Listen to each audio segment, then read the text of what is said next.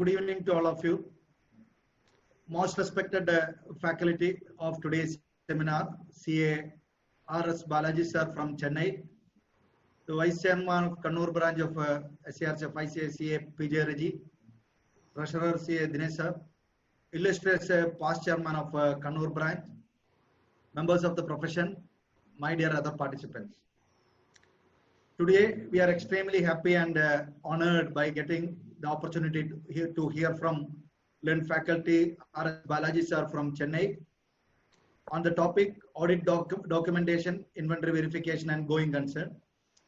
Actually, the program was scheduled last week, but due to some abnormal issue, I think abnormal issue and unexpected injury to and subsequent hospitalization of the mother of our Balaji sir, we should have to reschedule this seminar to today. Anyway, all are now okay, and I am taking this opportunity to welcome you, sir, to this CP seminar hosted by Kannur branch of SARCF of ICA, sir. Welcome, sir. I'm also taking this opportunity to welcome all the participants and thanking all of you for your great support to Kannur branch of SARCF of ICA. As usual, I request all the members, please fill the Google form, which is the mandatory requirement to have CP credit for the Kannur branch members. And now I request CA PJ Reggie to formally introduce the faculty CA Balaji sir to our participants. Reggie, please. Respected Chairman CA Jayaprakash, renowned speaker for today's virtual CP seminar, CA R.S. Balaji sir, illustrious past Chairman of Kannur branch, Managing Committee members, my fellow members in the profession, students and dear friends, a very good afternoon to all of you. It's my privilege and great honor to introduce you an outstanding and eminent professional, CA R.S. Balaji sir from Chennai. He is a fellow member of the Institute of Chartered Accountants of India. He is a bachelor degree holder from Commerce from University of Madras. He is practicing a chartered accountant and specializing in audit and indirect taxation. He is a co-opted member, Auditing Assurance Standards Board of ICAI for the year 2019 and 2020. He is a member of Academic Council of Sri Shankara Arts and Science College, Kanchipuram. He is a member of Editorial Board of Padukas Publications. He is a regular faculty for CA students, handling classes on auditing and assurance for CA intermediate students, advanced auditing and professional ethics for CA final students, indirect tax law and information systems and control audit for CA final students. He awarded as the best outgoing student and secured college first rank in BCom. He handled indirect taxation and corporate taxation in a NASDAQ listed Indian company. He worked as an assistant general manager accounts in a non-banking financial company. He completed his certificate course on indirect taxation. Dear members, this is a very brief profile of the eminent speaker, CA R.S. Balaji sir. He is a partner of Shekhar sir. He is from Chennai. Sir, we are extremely happy and delighted to have you for today's virtual CP seminar. Thank you, sir. Over to the chairman. Thank you, Reggie. Thank you. Balaji sir, over to you, sir. Thank you. Wonderful, sir. Thanks a lot. I'm moved and humbled by your hospitality, where dear members of Kannur branch of SIRC, thanks a lot for providing me this wonderful opportunity to interact with you all in a virtual mode. Thank you to the chairman Jayaprakash sir, who was right from the beginning have a constant touch with me with regard to having this particular program, and we have actually planned earlier, and then it was later in the month of August itself we have originally planned, and then due to certain other situations it got postponed to last week. Again, as pointed out by the chairman, there are some abnormality where I could not be in a position to participate in the scheduled one. Sorry for that, my apologies. And now God has provided me that opportunity to meet you all people.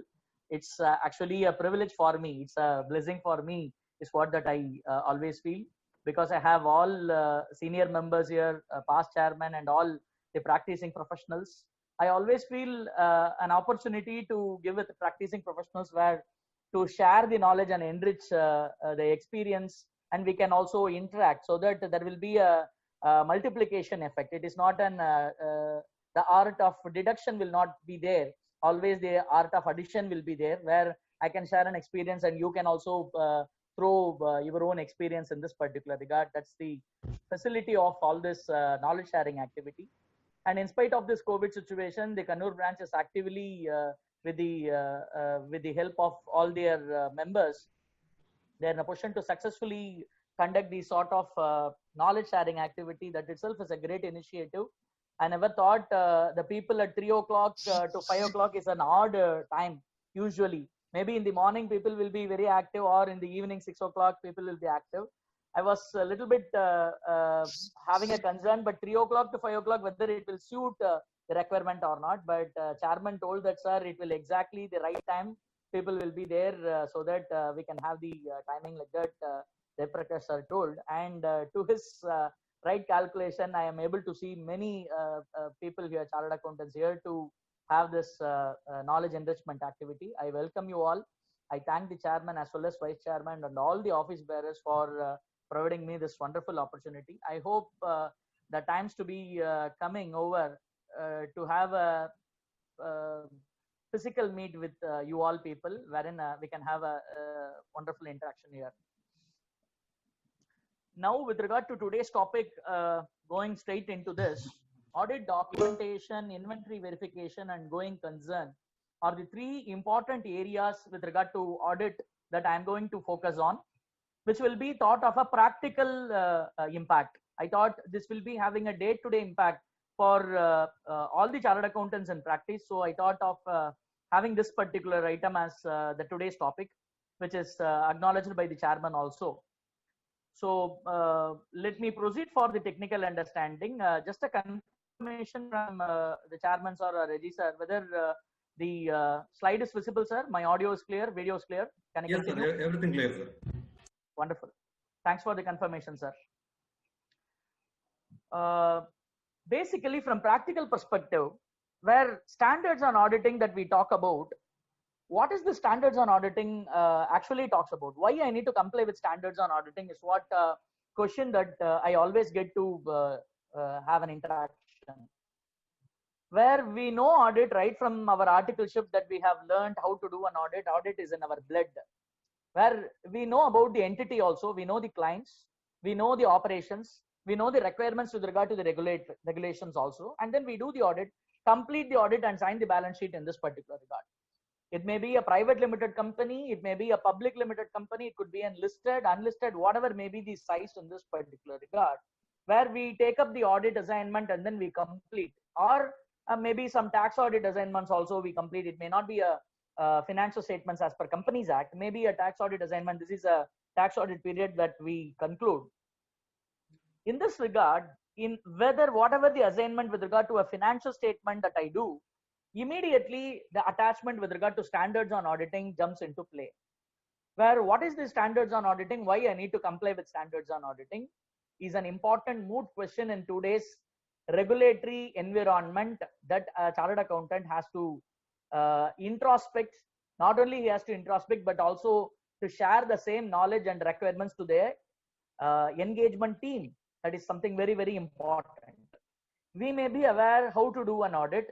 We may be aware what are all the various requirements that is casted on a chartered accountant, but our engagement team may not be aware about this.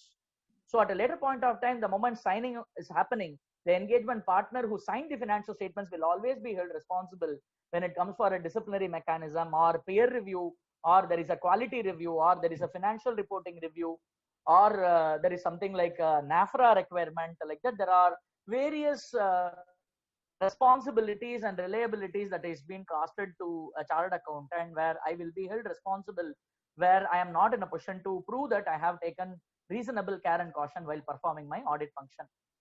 This seminar of another 2 hours that we are going to discuss something, the importance from the practical perspective, where we lack actually with regard to the documentation perspective. In inventory verification, especially with regard to COVID times, say for example 31st March, we may not have access to the client, we may not go to the physical verification process. In that particular regard, how to map my audit process and what will the precaution that I need to take. That is a second perspective that I thought we need to go in for. And the third and most important aspect is the aspect of going concern, where SA 570 exclusively discusses about this particular aspect of going concern, where we all know that going concern is a fundamental accounting assumption. So going concern doesn't require any introduction in this regard.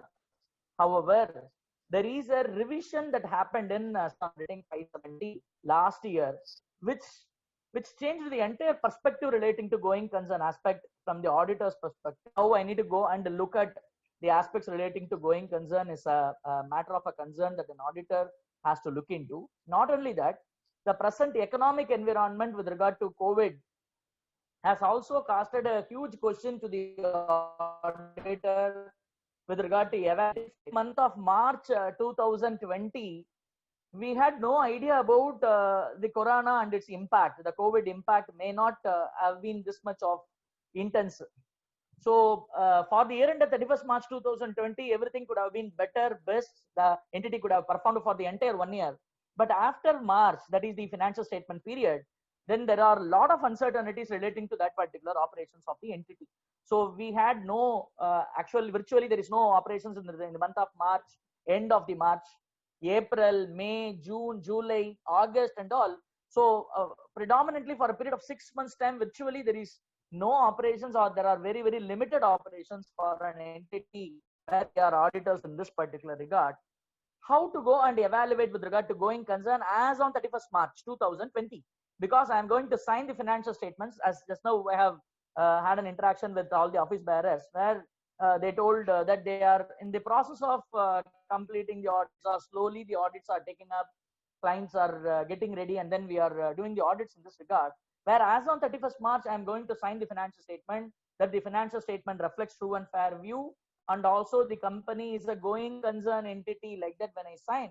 When there are subsequent events, that is, if it is not corroborating that particular assumption that I am making, there are huge impact on the entity, and also there is a huge question to the auditor. So what are the precautions from the audit perspective and also from the auditor's perspective that we need to carry out so that we are insulating our own self is what today's objective.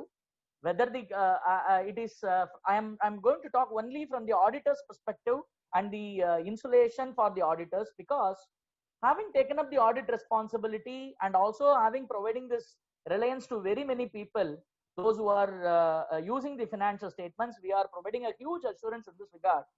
When at a later point of time, when there is a question on the auditor's performance, or when there is a question to the auditor that you have concluded this, nobody is for this. So only the auditor's working and only the way in which he has handled the work will come for his rescue, and no other person can come for it. So it is very imperative for the auditors to understand and to know the intricacies involved in this particular regard, where there are high risk is also seen. So what are all the precautions that is to be taken? What are all the important aspects from the practical perspective to be developed is what my today's topic discussion is going to be. Incidentally, I am going to cover 3 important standards on auditing that is issued by ICAI, where audit documentation is exclusively discussed on SA 230, which talks about various aspects relating to documentation, and also the time limit with which the audit documentation has to be maintained, and the manner in which that particular audit documentation has to be maintained, whether it can be in an electronic form or should I need to go for a physical form and all. There are questions in this particular regard which is going to be answered in today's discussion. The second standard that I am going to touch upon is on inventory verification, specifically because there is a separate and specific standard, SA 501, that talks about physical verification with regard to inventory valuation and its impact on the audit work, that we are going to touch upon that particular area also. And we are going to exclusively deal with regard to the third SA 570, that talks about going concern, which the recent change that got made in the Institute standards on auditing, and how I am going to gear up myself for the COVID situation is what today's topic discussion. Whatever may be the query, practically you may please make a note of it, and you may send it to the organizers, or you can put here in the question answer or chat. where after the discussion, we may have some 10 minutes time for the clarification with regard to whatever the queries that may arise during the course of our discussion in this regard. I would like to learn a lot from you all people, where you are all most experienced, and also you have the versatility with regard to dealing with regard to people. I am much interested in learning the intricacies also in this particular regard. So with this prelude, let me go in for the first introductory aspects relating to standards.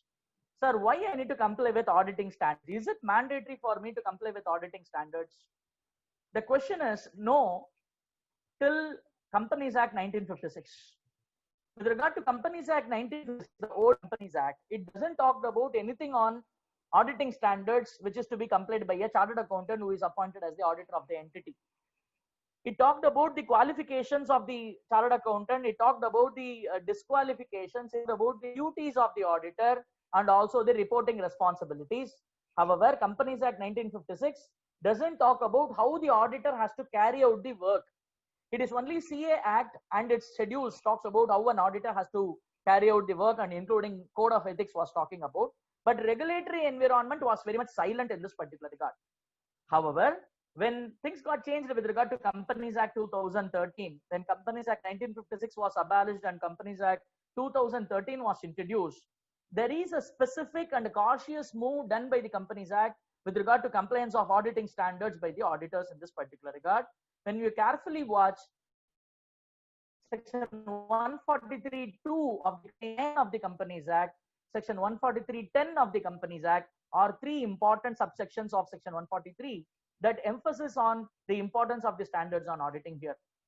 Where 143 generally talks about the duties of the auditor, where we have 143(1) responsibilities, 143(3) general duties to be communicated, and there are 143(11) with regard to CARO reporting. Like that, we have Companies Act requirement. 143 generally talks about duties of the auditor, where section 143(2) specifically talks about the responsibilities of the auditor, that the basic requirements to the financial statements, the auditor shall make the report after taking into account the following: the provisions of the Companies Act, the accounting and auditing standards. First time in the history of the Companies Act, they have included this particular word, accounting and auditing standards. Not only your accounting standards are important, but also your auditing standards are important to be complied with. With regard to accounting standards, nobody needs to talk about the importance, because my financial statements has to mandatorily comply with regard to accounting standards. The company has to prepare the financial statements only in line with accounting standards or Ind AS as applicable to that entity. But however, with regard to the auditor who is carrying out the audit of financial statements, mandatorily has to comply with auditing standards because of this particular section 143(2) here.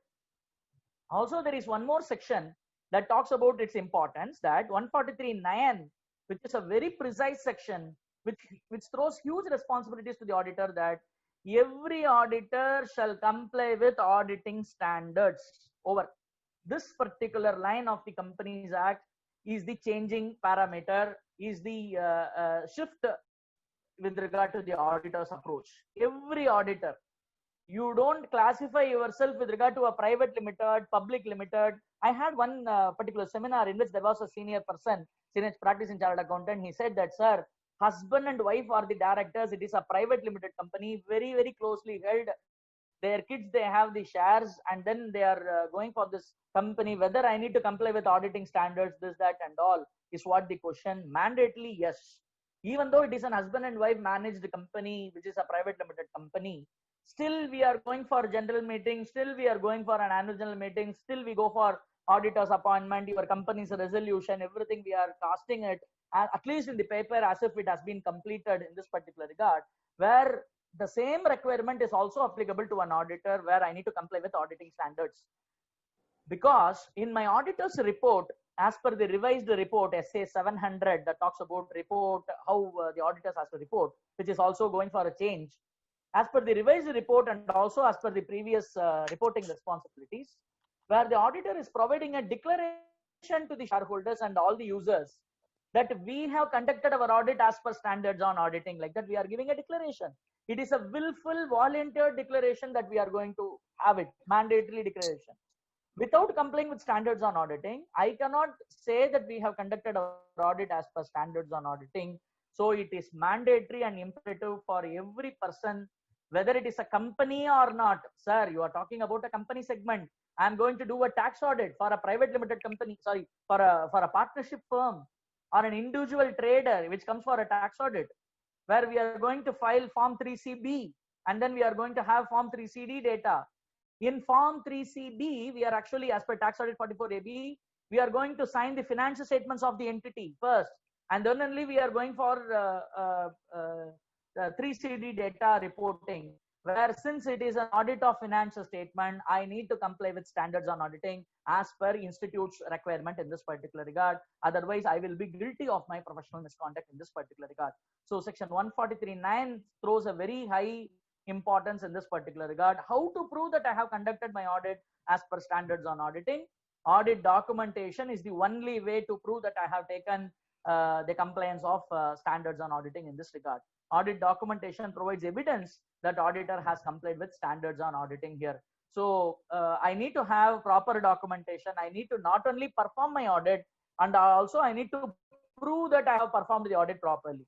It is like an independence aspect. Independence should not only be there, it should always be visible to be there to a third party to reasonably doesn't have an influence on the independence of the auditor. Similarly, it is not only that we perform day and night, we give our heart and soul to do the audit, but at the end of the day, because of the lack of documentation, we are not in a position to prove that we have conducted the audit in the way in which it is expected to be performed. So that is exactly the problematic area wherein institute takes lot of disciplinary action against the member. Even membership number are getting cancelled. There are reprimand. There are other repercussions with regard to disciplinary action is also pending here. Year on year, there will be a peer review and the quality review board will be conducting a survey and a scrutiny of how the audit has been performed, where usually they will be giving a chart with regard to non-compliance of standards with regard to an auditor's perspective. Usually the non-compliance will be very high in one particular essay. That particular essay is audit documentation, essay 230. We are not documenting the way in which it is expected to be documented. That is the problem. Now we will come back for what is expected from us so that we are protecting ourselves at a later point of time. When somebody asks that you have done your audit properly or not, I will be in a position to throw my files so that it will be self-explanatory in this particular regard. That will also safeguard my position for an audit in this regard. Let us going for this essay 230 here, which is a very base and fundamental standard that talks about audit documentation. Precisely what is audit documentation is nothing but my maintenance of my audit working papers while doing my audit, where it is not filing whatever that I collect during the audit and then I file it and put it in a box file and then keep it for further reference. I label it. That is what usually our articled assistants are being trained for. That is not the criteria with regard to audit documentation. That is one of the criteria. The important criteria with regard to audit documentation is the requirement of its self-explanatory, that we will go and understand what is expected from an auditor. I need to prove that. Even peer reviewer, the first question from the peer reviewer will be on this particular files only, where we will go and identify what are all the perspective here. Sorry, there is some disturbance. Sorry in this regard.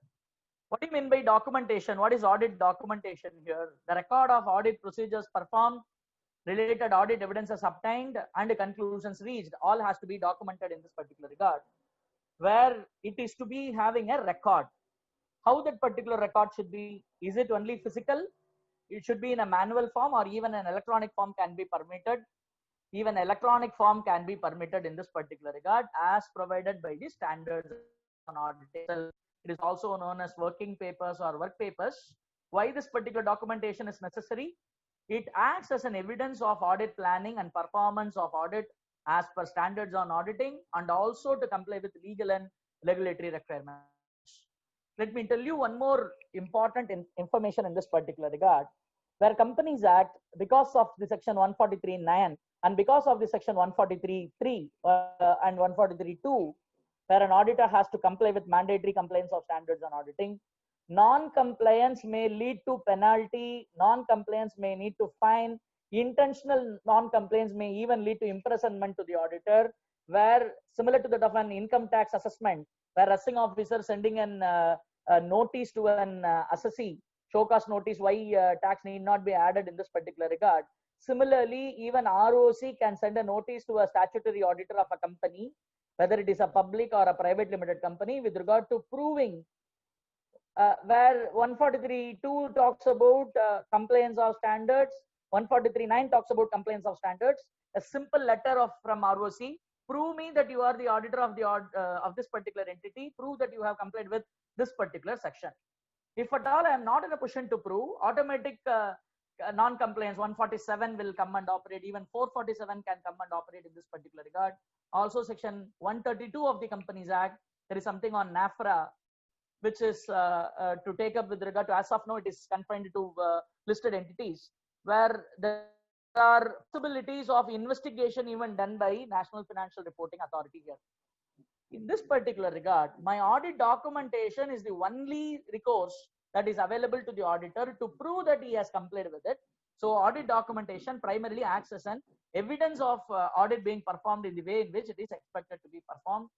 It will also, audit documentation will assist the engagement team for proper planning, supervision, and effective conduct of an audit.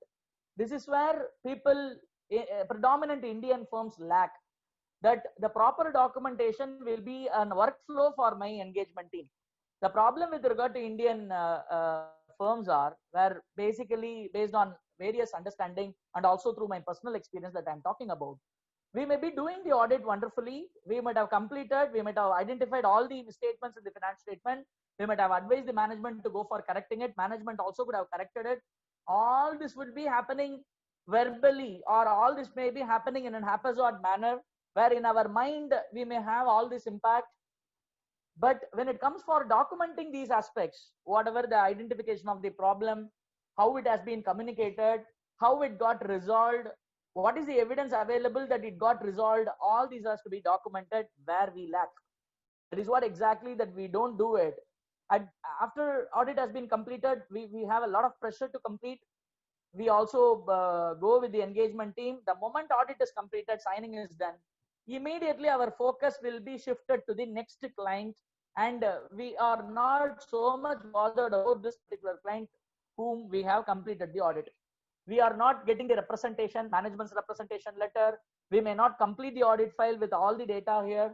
Our focus will be on the next client, because that will become priority here. Our engagement team will also be scattered. Say for example, the person who has completed may be going for examination leave, or he may be going for some other outstation engagement, or the audit manager could have been shifted to another engagement like that. My engagement team is also getting scattered. My focus is also shifted to the next client and next area. This is becoming a secondary perspective. During the lapse of time, we miss it. And at a later point of time, when there is a query where our files may not be in a position to have speaking evidence in this particular regard, exactly this is a problem. Standards on quality control, SQC, that is issued by ICAI, SQC1 also gives a time frame with which your audit filing has to be completed. Like that, there is a requirement. All that we will be taking up in connection with this particular discussion here. It also acts as an evidence for matters of continuing significance and helping for future audits. It will be acting as a model work paper in this particular regard. It will assist in quality control review and also the external inspections and all. Where standards on auditing SA 220 talks about quality control review. In case of a listed entity, this will be mandatorily coming and apply, where the engagement partner's work or an engagement team's work needs to be independently appraised by the firm's another chartered accountant or another partner of the firm to go and evaluate, to do a review aspect with regard to their judgments and estimates are being made, whether their audit expectations have been satisfied or not will be examined. That will be done through this particular audit documentation, which is something most crucial and important in this particular regard. At the end, it is acting as the evidence of basis for conclusions and reaching the overall objectives of an audit for expressing of an opinion in this particular regard. Audit documentation is considered to be the heart of the entire audit function, where having with a genuine intention, we might have done the work without doing this particular documentation. At a later point of time, we will not be in a position to prove that we have taken professional skepticism, and we will not be in a position to prove that our judgments and estimates are proper in this particular regard. The requirement from a chartered accountant of having taking reasonable care and caution may not be in a position to prove in this particular regard. That is what to be filled up by this particular audit documentation. It is going to have the overview of this particular SA 230. It talks about a scope. SA 230 is also having an objective, the purpose of documentation, the definitions, important terms. It also talks about the requirements, what is to be documented, how it is to be documented, and it also have an appendix in this particular regard with regard to application guidance in practical situation, how it is to be implemented. Where even ICAI has come out with an implementation guide to SA 230 with regard to audit documentation. How it is to be documented is explained in that particular implementation guide here. With regard to the requirements from the chartered accountant's perspective, timely preparation of an audit documentation, documentation of audit procedures performed and audit evidences obtained has to be documented specifically. And last but not least, you need to also document with regard to the filing, assembly of the final audit file. There is something called as final audit file to be prepared for every entity, which includes my engagement letter to my management letter in this particular regard. Right from the beginning, my engagement appointment letter, communication to the previous auditor, right from that to the management representation letter that I am obtaining from, and also subsequent events verification, all to be documented in this particular regard in a sequential and a chronological way in this particular regard. The scope of SA 230, it talks about the responsibility for the auditor to prepare the audit of financial statements with regard to documentation. There is a responsibility costed. Please let us go for this. Whatever the complaints of standards on auditing, it is a mandatory part. It is not optional for the auditor. Like a guidance note, it is only recommendatory in nature. Guidance notes issued by ICAI are not mandatory requirements. On the other hand, standards on auditing are always having a mandatory requirement where wherever there is a responsibility casted to the auditor, it has to be satisfied. I need to prove with the documentation that I have satisfied. Otherwise, there will be a problem when there is a further aspect of investigation or a scrutiny in this particular regard. Always there is one proverb: success got many fathers, but failure is an orphan. Where when things are quite good and normal, nobody is going to question. Everything will claim that it is because of my work, because of my work. Success got many fathers, but failure is an orphan. When there is a problem, suddenly when Punjab National Bank, where there is a problem with regard to Nirav Modi, immediately the first question is going to the auditor only. All along for the 10 years, 15 years, the transactions was happening. Nobody questioned anybody in this particular regard. Everything was so smooth. On the other hand, when there is a problem immediately cropped up, the first question goes only to the auditor, what the auditor was doing, why the auditor has not identified this fraud, then what is the role of the auditor. Like that, the question will first point to the auditors in this particular regard. So I need to necessarily comply with the standards on auditing. Standards on auditing are the only guidance factors, or standards on auditing are the only rescuing aspect for the auditor. I need to prove with the documentation that I have complied in this particular regard. Auditor's responsibility to prepare audit documentation for an audit of financial statements is discussed, and various legal and regulatory requirements that may impose additional documentation requirements. Say, for example, CARO reporting responsibilities. Recently, the CARO 2016 got replaced with the CARO 2020. From the next financial year onwards, CARO 2020 is going to applicable.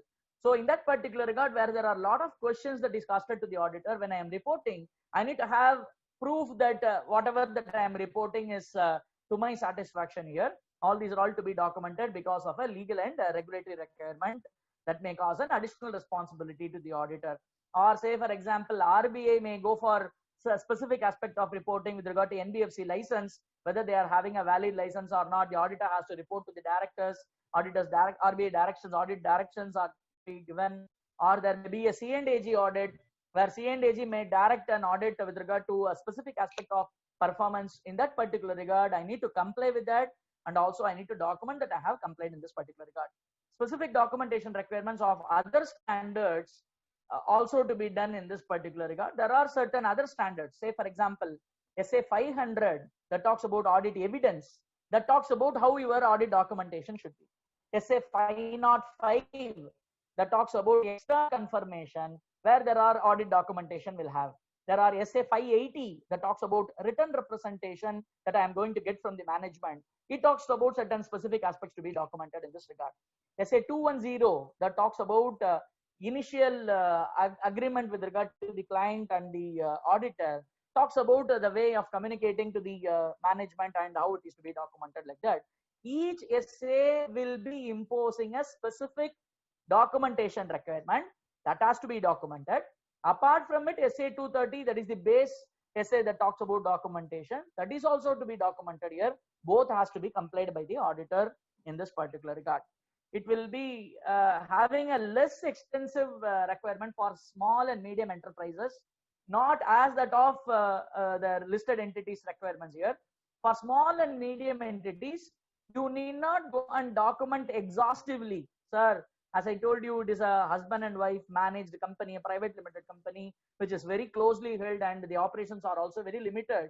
Is it that I am going to document all these aspects, whatever that I am planning, whatever that I am communicating to my engagement team, is it to be documented? Don't you feel that it is a waste of time rather than doing an audit? Please understand, it is not only performance of audit is important, but also compliance of it also is important. Nobody can say that I will focus only on the performance perspective and not on the compliance perspective like that. It is both the sides of a coin, both has to be complied with, and work is also important. Proving that I have carried out that work is also important in this particular regard. So the SA by itself gives certain relaxation with regard to small and medium enterprises, SME segment. You need not go for an extensive documentation, but you need to document certain aspects.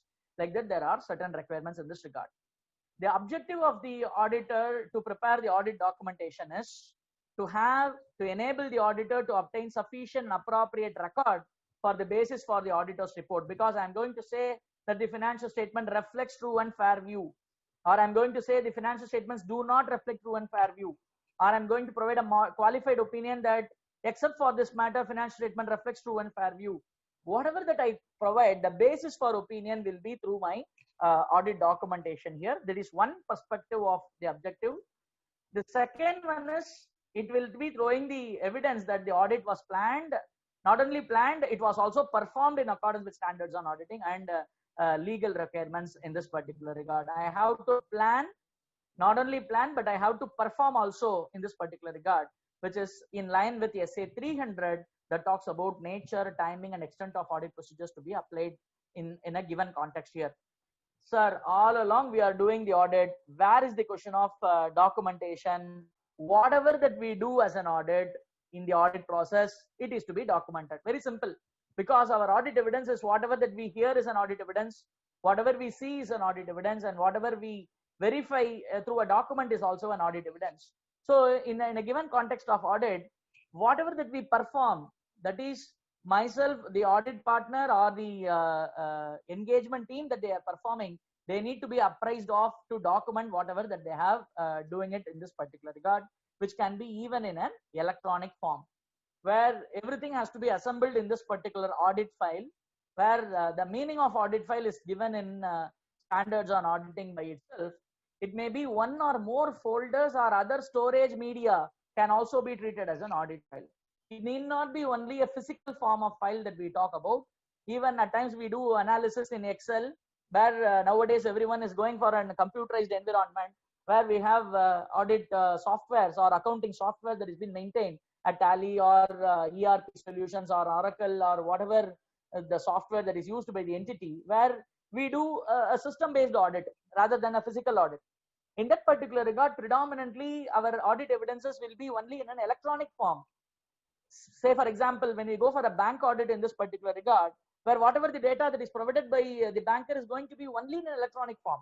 Very less or limited scope for physical verification, physical form of documentation. May say, for example, some contracts and some other agreements can be seen in a physical form. Otherwise, the movement, the fund transfers, or the adjustments that is happening in the accounts, everything is going to be there in an electronic mode only. And considering the huge rapid advancement in technology, today everything is stored inside the computer, and can I recognize that as an audit evidence or not? Answer is absolute yes. We can very much rely on that. We can very much consider that as an audit evidence in this particular regard, provided we have verified the internal controls relating to such electronic media.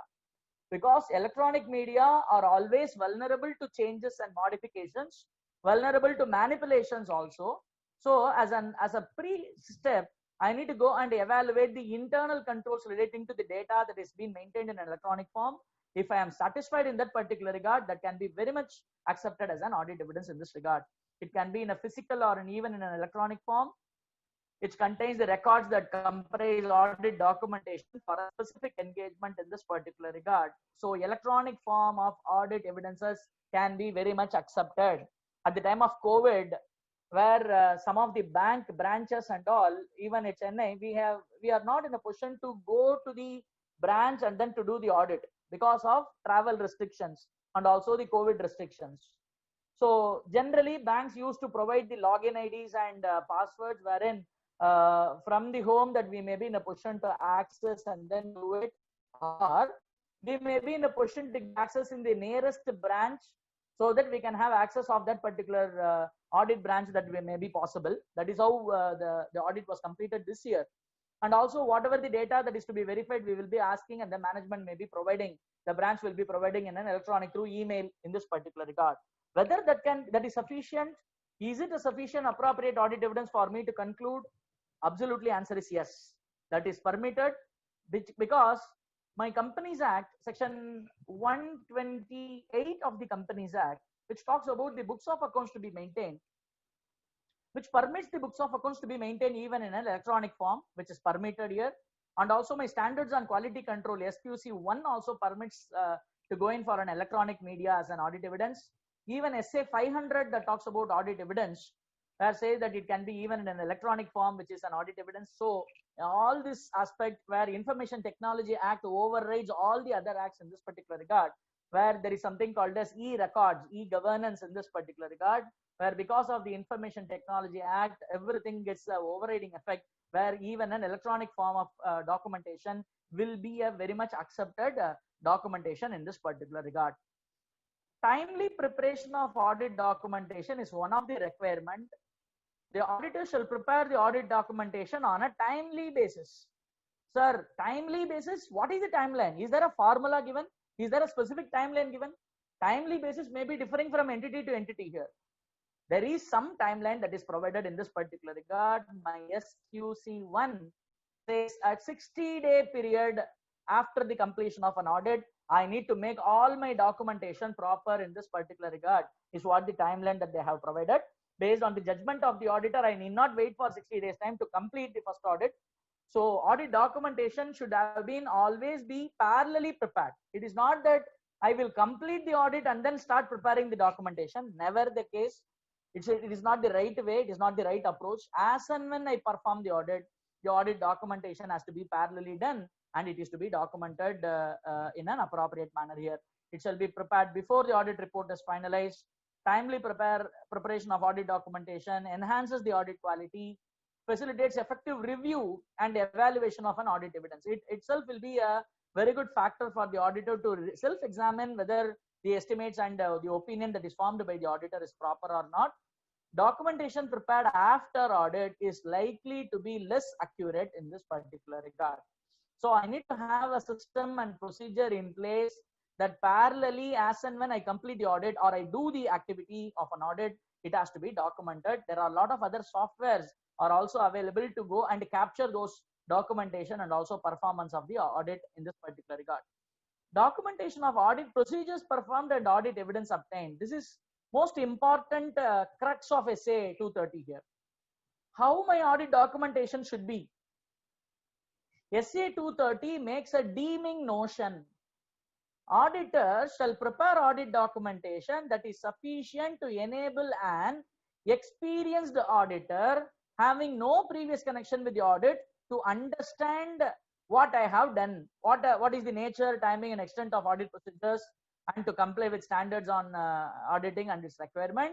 Whatever the results of audit procedures and audit evidence is obtained, and significant matters, conclusions made by the auditor, and significant professional judgments that are made, all has to be in a position to explain to that experienced auditor. I want you to have a minute of attention in this particular regard. SA 230 makes a deeming notion. What is the deeming notion? Your audit documentation should be self-speaking. If it is given to an experienced auditor, who is an experienced auditor? A person who is not connected with this audit, but he is having normal audit background.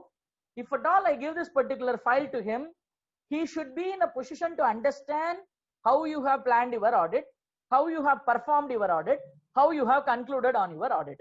He should be, without explaining, the paper should be in a position to explain.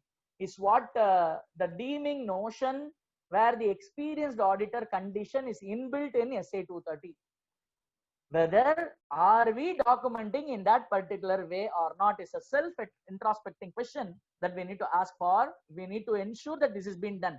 So whenever there is a regulatory requirement or a peer review or a NAFRA requirement, they will be going for this particular compliance, whether self-experienced auditor condition is getting satisfied or not. When the papers are not satisfying that, then it means that I am not complying with SA 230. It means I am not complying with standards on auditing. It means my declaration is wrong, and all other repercussions will follow automatic in this particular regard. Yes, that's what the experienced auditor is. Who is an experienced auditor? An individual, whether internal or external to the firm, having practical audit experience and a reasonable understanding of audit process, essays, and business environment and all audit and financial reporting issues. He should be aware, but he may not be knowing this particular client. He may not be knowing this particular audit approach. My audit paper should be self-explaining so that the experienced auditor is in a position to understand and conclude, and he is satisfied with regard to the way of audit work that is performed by the auditor here. The auditor's judgment requires objective analysis and facts of certain circumstances here. These are all the specific items to be documented. Those matters that give significant risk, wherever there are risk area is involved, there is something called as risk assessment procedures to be performed by auditor. At the time of me performing the risk assessment procedures, identify the matters or events that cause significant risk has to be documented here.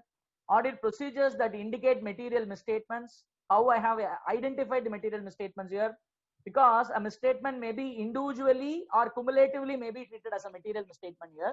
So I need to go and identify what are all the various audit procedures that is performed by the auditor, so as to identify that particular material misstatements has to be documented.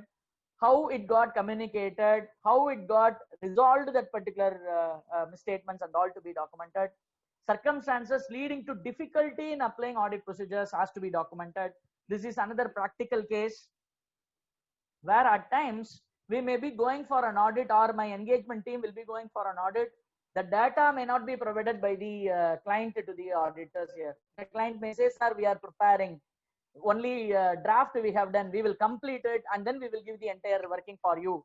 Or there are certain documents may not be provided to the auditor, usually a fixed asset register. A typical and a very clear example could be a fixed asset register. They say, sir, fixed asset register is getting updated. Sir, you want an old file or you want new file? Nobody will want an old file. Everybody will be wanting a new file only. Sir, you want new file updated one, or you don't want an updated one? Everybody will be wanting an updated one only. So, sir, update only not performed for the past 3 months. I will do one thing. I will update everything and then give it to you. Like that, there may be dragging aspects, or whatever the information that is called for may not be provided by the management, the auditor, or there are difficulties that could be faced by the auditor. Say, for example, we will be saying that we are going to commence on this particular date. Immediately, management will respond to us, no, don't come that time, because we are going for important other audit, or production is going to take place, or some other repair work is going to take place. Like that, they will try to postpone or try to not to give the data to you at the right time. The data may be coming to us only in the fag end, so that they will say that I have provided, and don't have sufficient time to analyze that, and then we may be in a hurry to wrap up all these aspects. This could be leading to difficulties with regard to the audit, where it is to be documented, how it got resolved also to be documented in this regard, because these are all very minute things, but it will save a lot from the audit perspective here. The possible situations for modifications in an audit opinion should be mandatorily documented wherever there is a modified opinion provided. Where SA 705, Standards on Auditing 705, exclusively talks about modifications in an audit report, how a qualified opinion to be given, how an adverse opinion or a disclaimer of opinion, when it is to be provided, on what basis I am evaluating with regard to the misstatements. All these has to be mandatorily documented here. Then only the aspect of compliance of 230 will be in a position to satisfy. Other than that, significant matters that requires documentation are the rationale for auditor's conclusion that an aspect is significant to an audit, basis of conclusion on reasonableness of certain areas that are very much subjective. Say, for example, many items may involve estimates by the management here, including capital work in progress, CWIP, or something like a work in progress with regard to inventory, or there are provisions, certain provision numbers are being based on certain estimates, including your depreciation or your provision for bad and doubtful debts, or provision for certain other expenses, or liquidated damages. Like that, there are a lot of areas wherein there are estimates that are being made and judgments are being made by the entity. On what basis I am concluding that it is reasonable? I may be feeling that it is reasonable, I may be accepting it is fine, but it is to be documented on what basis I am concluding. Because today we may be afresh with all the data, and then we may have that particular data in our hand, we know the issue, we might have concluded, but this investigation and all will be taken up only after 3 years, 4 years. At that point of time, we may not be aware, or our mind may not be having that particular database in our thought process. So I need to document now itself, as and when that I conclude, on what basis I am concluding that it is reasonable or not. The basis for conclusion with regard to the authenticity of a document, when authenticity is specifically under doubt, or where the reliability is at question, where as stipulated by SA 500, that I need to go and evaluate whether can I rely, or is it this particular documentation or this particular audit evidence is relevant and reliable or not. There are two important aspects. One is relevance of the data, the other one is reliability with regard to the data. It may be relevant, but if it is not from a reliable source, it may not be of any use. If it is a reliable source, but it is not a relevant data, again, it is not of use. So it should be a combination of relevance as well as reliability in this particular regard. I need to go for understanding. And this is a new requirement, SA 701, which talks about key audit matter, where as of now, key audit matter reporting is applicable only for listed entities and not for other entities. But however, there are certain aspects that is to be considered as a key audit matter. Whatever the matters that I have communicated to the management, out of those matters that are communicated to the management, which is of most significant, that I feel that is to be communicated to the shareholders, I need to list out that particular items, and then I need to communicate to the shareholders in my auditor's report itself. That is a new requirement as per SA 701. That is also to be documented on what basis I am concluding that this aspect as a key audit matter. Like that, we need to go for a documentation here. Specific aspect of documentation includes whatever the discussion that I am having with the management and those charged with governance, maybe with the audit committee or with regard to the CEO or a CFO, whatever the inquiries or documentation that is, or the discussion that we had to be documented, or matters that are inconsistent with regard to the final conclusions has to be specifically documented. In case of departure with regard to a requirement of a standards on auditing, where I am not in a position to perform an aspect which is expected from me from the standard, then that aspect has to be documented, because this will also throw an impact on the professional ethics, where my schedule 2 of CA Act will also have an impact if at all this particular departure is not brought into notice and not documented here. Or matter arising after the date of auditor's report, very important in COVID times. SA 560 talks about subsequent events. My balance sheet date is on 31st March. I am going to sign the balance sheet only on the month of August, or in the month of September, or in the month of October, where between the 31st March and October, whatever the transaction that is happening could be treated as a subsequent events, and how it is to be treated in the books of accounts. Is it having an adjustment in the books of accounts or not? Where what is the accounting treatment made? How audit has been addressing that particular aspect? Like that, we need to go for critical assessment of it. Consider to be very careful, specifically in COVID times. It is to be documented. like a characteristics of the items tested, name of the person who performed this particular activity, date of completion of testing, and person reviewed the testing and extent of review, all this to be captured in my audit documentation. This will be from the engagement team. My audit manager has performed this activity. My senior audit assistant has verified this. My junior audit assistant has verified this. Like that, I need to be in a position to capture that with mapping. Who is the person who is responsible for the area of work allocated and how the work has been completed, so that it will also be in a position to capture the work done status, whether my audit team is doing the activity as designated or not, can be examined through this particular documentation, which will also cause the responsibility to the audit team. When you are being assigned with this particular job and you are capturing that as a documentation, the audit team will also be more responsible in doing their activity. They may not take it as light. They may be focusing very rightly because it is getting documented, and at a later point of time, they will be held responsible. So you are casting the onus of responsibility for the person who takes out the verification. So these are all will have a very right impact in improving the quality of the work that is delivered from a chartered accountant's office here, as stipulated by SA 230 here. Specific aspects in case of small and medium enterprises, all the aspects need not be documented. Like that, there is a relaxation that is provided. Audit documentation of smaller entity generally less extensive than that for the audit of a larger entity here. Say for example, it is a owner manager or one person who is taking care of the entire entity, or it is closely held. In that particular regard, there is no extensive documentation that is required for whatever the discussion that I am making with the team, or whatever the observations that is communicated to the management and all need not be specifically documented, but the experienced auditor criteria should be applicable.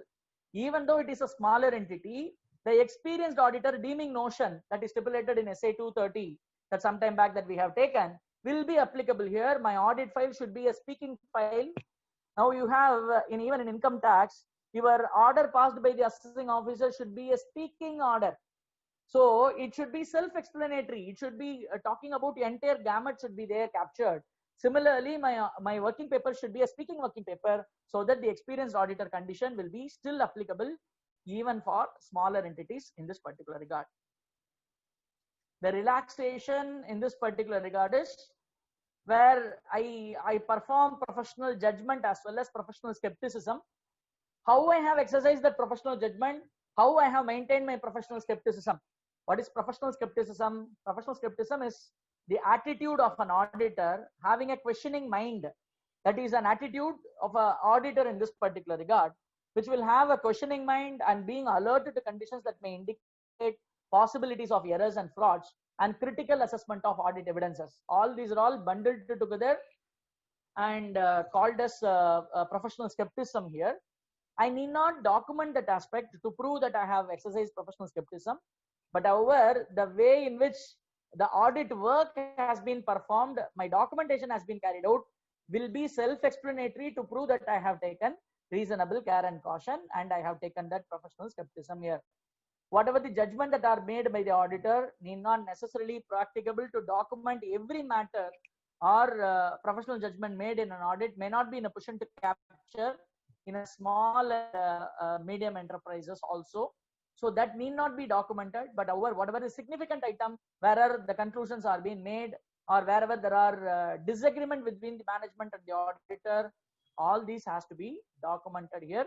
My audit team has to be enabled to be carefully understanding the importance, and they should be in a position to do this particular activity properly. The assembly of audit file, the last segment with regard to SA 230 shall be on this. There should be a policy for the firm with regard to documentation as per SQC1. Standards on quality control should be applicable. As I told you, the time limit for assembly of final audit file shall not be more than 60 days after the date of auditor's report. So the outer timeline that is given is 2 months period from the date of my audit report. It is not from the date of financial statements, from the date of my auditor's report, with which I need to complete all this documentation. It should be sequenced and it should be self-explanatory, and the experienced auditor criteria shall be mapped in this regard. And how long this particular audit documentation has to be maintained should it be retained for a minimum period of 7 years from the date of auditor's report here. This is a mandatory requirement. Whether it is a Companies Act or it is a private limited or it is an individual file, everything has to be documented and maintained for a minimum period of 7 years. Originally, this was 10 years. The council has changed this particular number to 7 years here. It may be in a physical form or it may be in a documentary or it may be in a electronic form. This assembly of file can be maintained here. Audit documentation is always the property of the auditor. Unless there is a legal and regulatory requirement, I need not share this particular audit documentation to anyone else, including the client, as the case may be. That's it with regard to the documentation perspective with regard to SA 230. Even though we go out of SA 230, where we step into SA 501 and 570, still there are documentation will continue, because each and every SA will have their own requirements for documentation that has to be made in this particular regard. Now we shall be moving towards the next SA, that is on SA 501, that talks about audit evidences relating to specific considerations by the auditor, where the inventory verification aspect has been included in this particular regard. I thought in the COVID times, the inventory, which is considered to be an important component in the financial statements, may have an impact. So let us go in for this particular essay here.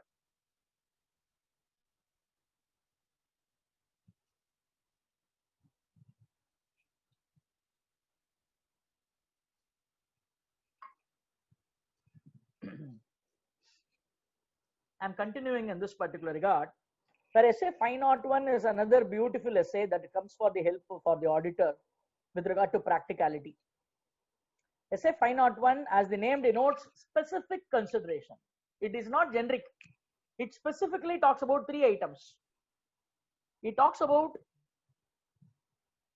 litigations and claims, how the auditor has to consider with regard to litigations and claims, how the auditor has to consider with regard to inventory and its condition, existence and conditions of the inventory, and how the auditor has to verify with regard to segment reporting, are the 3 precise aspects that is discussed in SA 501 here. Even though SA 501 discusses all these 3 precise, I am going for specific aspect of inventory alone, considering the physical verification perspective here. Why inventory has been given as this much of importance? Because of its significance. In any audit of financial statement, inventory will play a very vital role unless it is a service organization. Even in a service organization, inventory will be there. Maybe a software company may not have much of an inventory value. Trading organization or a manufacturing entity, your inventory will have a substantial impact in the financial statements. And my inventory at many times may be the base for my obtaining loans also with regard to drawing power computation and all, will be absolutely based on the inventory numbers.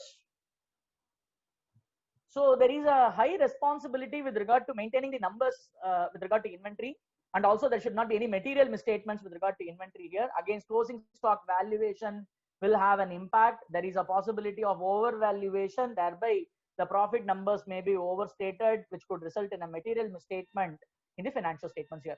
So SA says physical verification of inventory will be a responsibility for the management. Auditor shall always be practicable, should be present at the time of physical verification, is what the perspective here. Please understand, physical verification of inventory always are the responsibility of the management and never the responsibility of the auditor. Sir, when physical verification is the responsibility of the management, then where is the question of auditor? What is the responsibility of the auditor? Let us go and understand as given in SA 501, where basic responsibility with regard to verification of inventory lies only with the management. The management may carry out a periodic verification or a perpetual verification here, a continuous method of inventory verification, where the auditor has to apply the principles as discussed in SA 500 as well as SA 501 here. 500 talks about audit procedures, audit evidence. 501 specifically talks about inventory consideration. SA 500 gives these many methods to obtain audit evidence. It can be inspection, it can be inquiry, it can be observation or recalculation, reperformance, even external confirmation, or an analytical procedure or a written representation. All these are all different methods to obtain an audit evidence, where with regard to inventory specifically, we may go in for inspection or we may go in for observation with regard to that particular inventory here, where also external confirmation with regard to inventory is also possible. Say for example, I'm a two-wheeler manufacturer and I have stock godown at different parts of the country. Then it may not be possible for the auditor to go in for every godown or every stock location to identify, and there may be a separate auditor certification or the management's confirmation can be acting as an audit evidence in that particular regard here. What are the procedures to be followed by the auditor in this regard? When inventory is taken precisely, SA says wherever practicable, considering the impact and considering the significance, the auditor or the engagement team should be present at the time of stock taking. It is the responsibility of the management to perform the stock taking. The auditor should be there to observe how that particular stock taking has been done, because I'm going to sign the balance sheet in this regard. Inventory is assuming weightage right from Kingston Cotton Mill case, the very old case law that we might have identified at the time of case studies. Kingston Cotton Mill case, the cotton manager was manipulating the cotton stock, and then he will be doing a certification in this regard. All that we might have learnt as a case study, Kingston Cotton Mill case. Right from that particular timeline, your inventory and the auditor's effect will be continuing in this particular regard. Either the auditor or their engagement team should be present at the time of stock taking. The role of the auditor is to observe the procedure that is performed by the management, because management be performing the audit and performing the verification. Auditor has to observe how they are doing that particular verification. Wherever possible and wherever practicable, inventory can be tested by the auditor for a test count. Maybe a checking can be done or a cross verification can be conducted by the auditor in this regard. Say for example, 100 bags there in a tea manufacturing or a tea sorting company, where each bag says 100 kilo or a 50 kilo in this regard, where on a sample based auditor may want the test check to be done in this particular regard and satisfy whether is it within the numbers or not, or is it within the range or not, can be performed by the auditor, which should be done by the management here. Another important aspect in this regard is verify for estimations that is done by the management wherever applicable, including WIP estimation done by the management, and also the analysis of slow and non-moving items. I always feel this is considered to be the most important aspect with regard to inventory valuation. There are a lot of estimates that is involved in performing the inventory valuation. It is not that one-on-one mapping may be possible. It is not so easy. Where at times there are different type of stocks will be there. It may not be in a position to identifiable stocks where we need to go only based on estimation. The quantum has to be decided. Say for example, when you are the auditor of a crude oil company, where the oil may not be in a position to have a liter packet. It is not packed into 1 kg so that I can compute the number of packets and then multiply the weight. No, that is not possible. Your oil will be flowing 24/7. In that particular regard, wherever the oil is getting stored, the storage capacity and then the oil capacity, the tank capacity can be taken out, and then on an estimated basis, the number can be arrived at. Or there may be different methods like a SCADA automation system can be used to cross verify what is the level of stock with regard to the capacity, or we can even use infrared rays with regard to the layer with which the crude is there. Different methodologies can be applied. Again, all are only going to be an estimation. Again, say for example, a salt manufacturing company where may not have the salt packets closed, where they may be heaping in a, from Kannur, you have the impact of the seashore, where there is a salt that is being produced, may not be stored or may not be in a position to precisely value that particular quantum. It will be stored only in the heaps from the condenser to crystallizer when it is getting changed, where I need to be in a position to evaluate what is the basis of evaluating, what is the estimate on which the stock has been computed, like that. Wherever there are estimations are there, the auditor has to verify in this particular regard. And also with regard to WIP estimation, which is more critical here, because my raw material may be 10 rupees, my WIP 1 may be 15 rupees, my WIP 2 may be 20 rupees, My WAP3 may be 30 rupees, and then my finished goods may be 40 rupees. If at all it is the inventory is at the raw material stage, my valuation will be different. If it is in WAP1, my value will be different. If it is in WAP3, my value will be different. Management may be in a position to overflate or inflate the numbers. They may be saying that it is in WAP3. Actually, the numbers are only in WAP1. In that regard, it is more technical for the auditor to go and understand. Wherever possible, the auditor can use the estimates, or even they can use the auditor's expert in this particular regard to evaluate here. And very risky area is slow and non-moving item, where you can make an analysis of your stock movement or stock ledger, wherein opening stock is there is no inward, there is no outward of the state, same stock is continuing as a closing stock, then there is a possibility of liquidation in this particular regard, or there is a possibility of obsoleteness with regard to that particular stock. The value may not be an appropriate value here, because there is no movement at all. When there is a movement, then you are having a movability here. When there is no movement, entire year the stocks are lying as it is, then there is every high possibility that stock may not have a net realizable value, or the net realizable value may be much lower than that is captured in the books of accounts. So all these are all areas where there are possibilities of misstatement. These are all considered to be a risky area, where the auditor has to evaluate how the management has done their estimation. Is it reasonable or not? Am I satisfied or not? Has to be done in this particular regard. Wherever possible, apply the cutoff procedures with regard to inward and outward. I may go in for the last purchases or last issue document number. Like that, I can go and apply the cutoff procedures and verify. The auditor shall be in a position to obtain sufficient and appropriate audit evidence with regard to inventory. Not only the inventory existence, but also valuation, considered to be important part from the auditor's perspective. Sir, because of COVID, 31st March, where the date on which the inventory has performed, auditor is not in a position to move. So can I excuse myself from being part in that particular inventory valuation, where there are lockdown or there are restrictions? In that particular regard, it is not practically possible for me to go and be there at the time of inventory valuation. So what is to be done in this regard?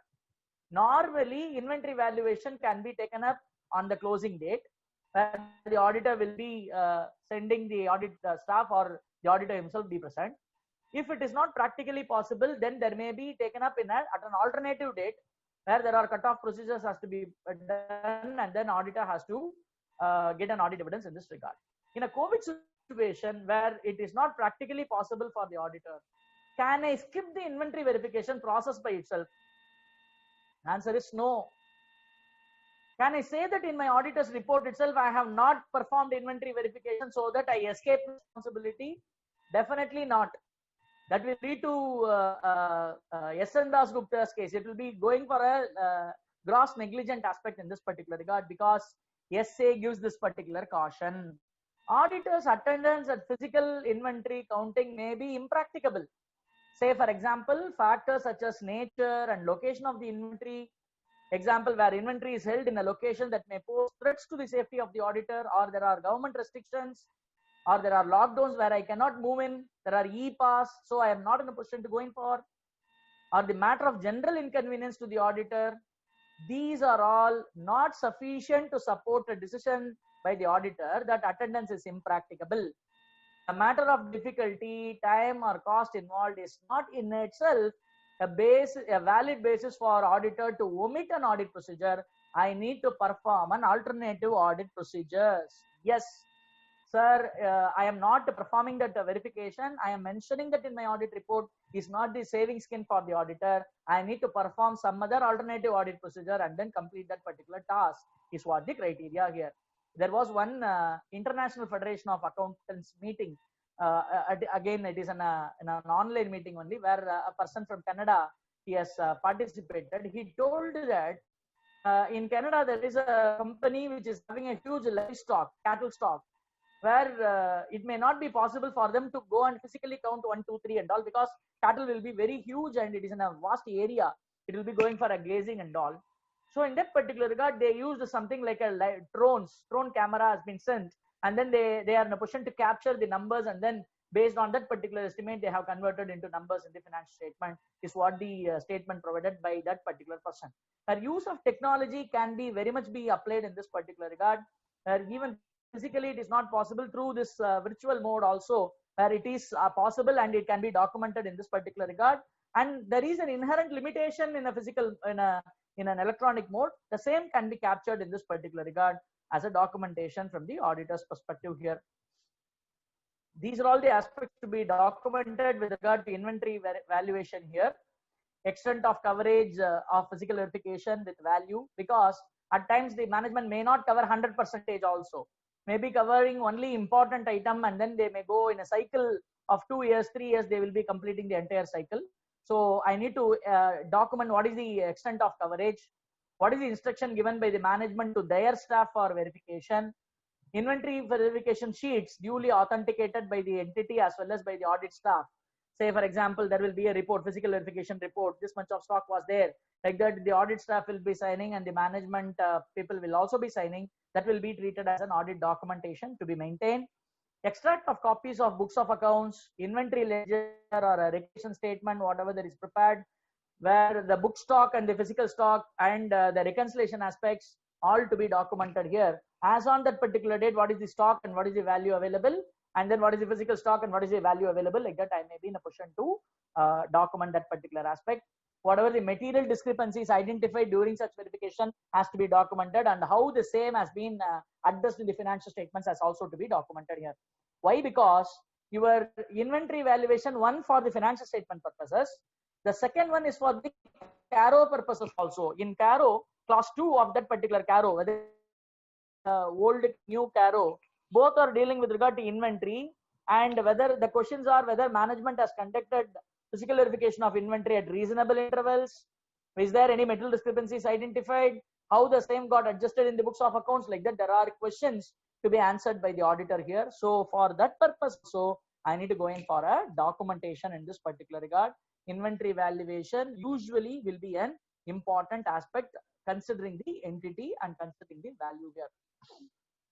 With this, we conclude that particular essay, essay 501, and move on to the last essay of today's discussion, something on essay 570 that talks about going concern impact, which is recently revised also by the institute here.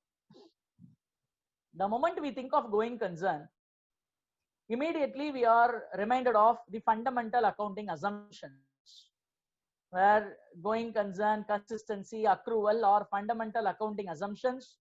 It need not be disclosed unless it is followed. If it is not followed, the same has to be disclosed. Is what that whatever that we have learned as per AS1 in the base rudimentary aspects. SA 570 also thought of going concern is an accounting assumption pre-revision. The moment revised SA 570 does not make the same assumption. Revised SA 570 makes a different assumption in this particular regard, where that is not something to be important here, where the revised SA 570 makes a different aspect with regard to going concern. It is no longer a accounting assumption. Let us go and understand what is this particular going concern. Generally, going concern is and going concern basis of accounting. That is what the change. It is no longer an assumption, but it is the basis for which your preparation of financial statement is happening.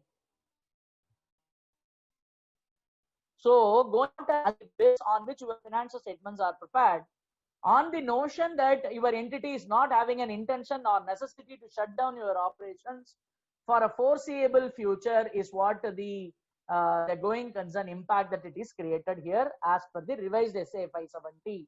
Please understand the change in the wordings that is used here. Under going concern basis of accounting, my accounting, the way in which I am presently doing it itself is a basis of accounting. It is based on the going concern basis of accounting here. If that itself is not there, where going concern assumption is not valid in this particular regard, then my accounting shall not happen in the same way in which it is happening today. It is going for a different methodology of valuation. Say, for example, a throwaway prices or a liquidation basis, I need to go for making my accounting here. Under the going concern basis of accounting, the financial statements are prepared on the assumption that the entity is a going concern and will continue its operation for a foreseeable future. Again, what do you mean by the term foreseeable future? At least for a minimum period of 12 months from the date of financial statement, it is going to continue. It is not having an intention or necessity to shut down its operation. It's what the basis on which I prepare the financial statements. When this is the basis on which I prepare the financial statements, especially under a COVID time, there are many entities or organizations in which this particular basis may not look out, because there are serious affecting with regard to the economic conditions, and the company may not even started their operations. Some of them are slowly raising up and slowly they are doing it. In certain industries, it is a huge blow. Certain industries, they do good. Even under COVID time, certain industries are normal. Say, for example, medical pharma industries, or something like hospitality industries, hospitals and FMCG items, there is no problem in that regard. Hospitality segment, say for example, a hotel or a lodge, especially of tourist spots, say for example, someone told Wayanad or Ooty or Munnar, all these are all predominantly driven only through the tourists, only through the time frame. It is on the peak season, where the entire season is out. Now the resorts or lodges are struggling. Even hotels are struggling to maintain their infrastructure in this particular regard, because there is no possibility. The transportation segment, the tourist segment and all is having a huge impact because of this COVID, which is having a direct impact on the going concern assumption here. The going concern basis of accounting may have a severe implications in this particular regard. Also, the restrictions by the government with regard to the operations and the timelines with which you can operate, all this poses the different perspective. Also, there is a change in the mindset of the people. Also, the consumption with regard to a particular product have come down in this particular regard. All these are all different uncertainties that are associated with this particular entity. In that case, where everywhere uncertainties is around us, where there is no ray of hope that is also available, in spite of people's efforts, in spite of the government's efforts, where under nobody's control this particular pandemic is growing all over the globe, how come the auditor may be in a position to certify that the entity is a going concern? At a later point of time, within 12 months time, when this foreseeable future aspect is getting affected, then the question will be tomorrow to the auditor, you have stated that it is a going concern entity, but going concern is not there. So you are wrong. Like that, there is a possibility of disciplinary issue with regard to an auditor. So what is the precaution to be done from the audit perspective? What is this particular going concern is all about? Who is responsible for it is what this particular SA 570 talks about. Let us go in or understand the revised SA 570. Because of this revised 570, there is a change in the reporting also. That is an SA 700. We need to go and understand. It is very important perspective. By applying your experience, you may be in a position to better evaluate this particular going concern impact of an entity. So let us apply our professional judgment and professional skepticism in evaluating this. The process involved as per SA 570 are, go for the objective of 570.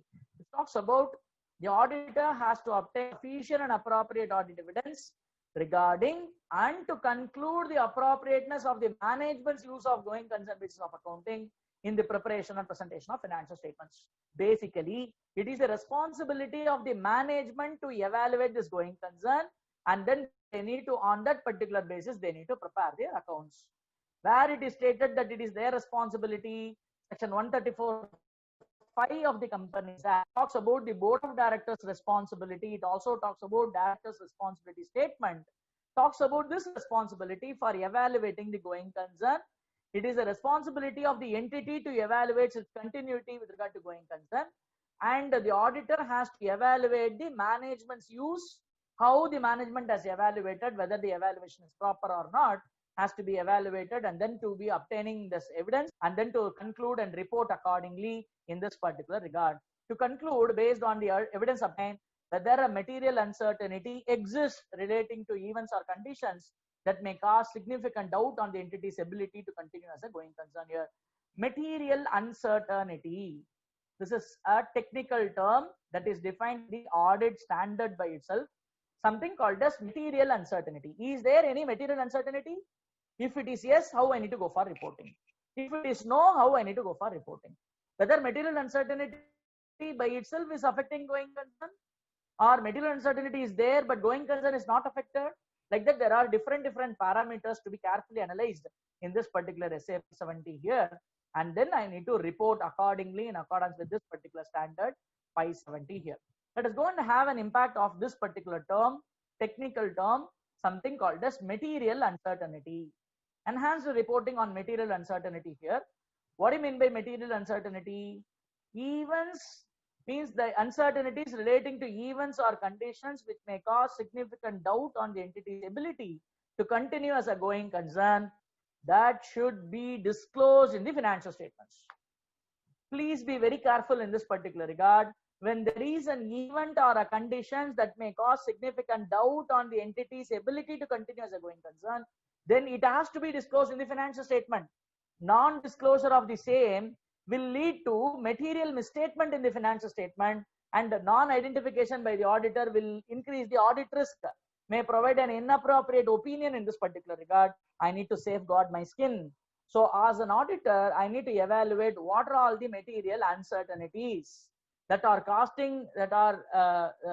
creating significant doubt on the entity's ability to continue as a going concern, has to be evaluated by the auditor. Please understand, material uncertainty by itself is not impacting the going concern. Material uncertainties are the factors that could create going concern impact. These are all like a red flag or an orange flag, something abnormal. The moment you need to go for a deeper verification, you will come to know whether this material uncertainty has really affected the going concern or not. If it is yes, I need to go for a different reporting here. Let us understand that what do you mean by material uncertainty here? It is also called as significant uncertainty. Specifically, COVID by itself is a material uncertainty or not? Maybe no. That is what the answer provided by institute here. Let us understand this. What are all the indicators that may affect the going concern basis of accounting? The essay divides that indicators like different indicators like financial parameter, operational parameter, other parameter, like that. There are bifurcation with regard to these material uncertainties. Those financial parameters are like fixed borrowings approaching maturity without realistic prospectus to repay for that same by the company. Say for example, there is a huge demand has to be paid by the company, but loan repayment, say for example, a term loan has to be repaid this year, 5 crores has to be paid, but I don't have money to repay that particular item, then this may cause a significant doubt on the entity's ability to continue as a going concern. So there is a possibility of liquidation in this particular regard. IBC proceedings may be taken up. Even now, today there is a Rajya Sabha, there is an amendment bill that has been passed with regard to IBC code, where during the pandemic period there should not be any section 10 should not be applied of IBC is what the Rajya Sabha's passing of that particular bill talks about. Where the other financial indicators could be solvency or liquidity requirements of a financial institution may not be kept off. Say for example, NOF facility or credit numbers or CRAR facility are all less, or I'm not in a position to manage the numbers. Your CRR has not made, SLR not in a position to go in for, could be an impact in this particular regard, which may cause significant doubt. Financial parameter. Substantial operating loss. It is not a normal loss that we are talking about. Substantial operating loss. I don't have profits at all where the company is sinking. Could be an indicator with regard to my going concern impact. My going concern assumption may be not valid in this regard. Or company's inability to pay the creditors on the respective due dates. Again, this could be a short-term related aspect, or it could be a long-term related aspect also.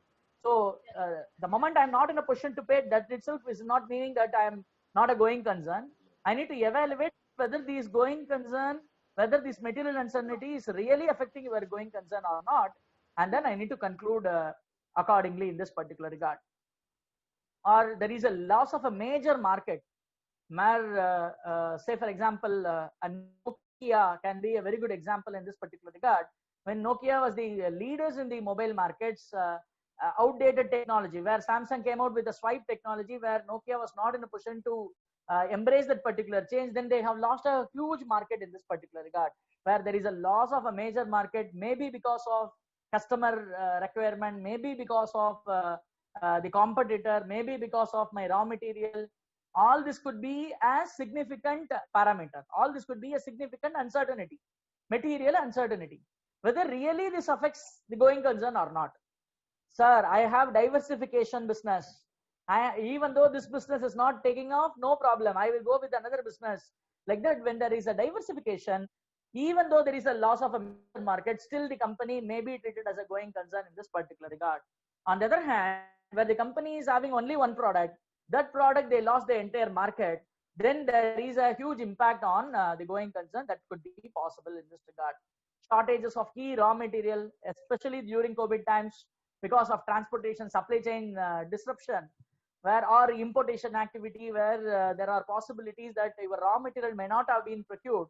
Because of the non-availability of raw material, my production might have been stopped, because of which I might have not been in a position to comply with a contract agreement. Thereby, there are damages. Like that, there are further implications in this particular regard, which could create a going concern effect. Huge labor turnover or labor unrest. Yeah, again, this is a problem faced by many Indian companies because of labor migration. As you are all aware, because of the COVID, there are migration activity happened all over the country. The laborers went to their native place in this particular regard, which created a problem with regard to turnover, huge labor turnover or labor unrest, where this creates a problem where without skilled labor, I may not be in a position to continue. It may create a going concern effect. So the fact that there is a material uncertainty by itself is not having an impact on the going concern. It could lead to a going concern effect. So auditor has to go for a deeper verification. Is there a mitigating mechanism made by the entity or not?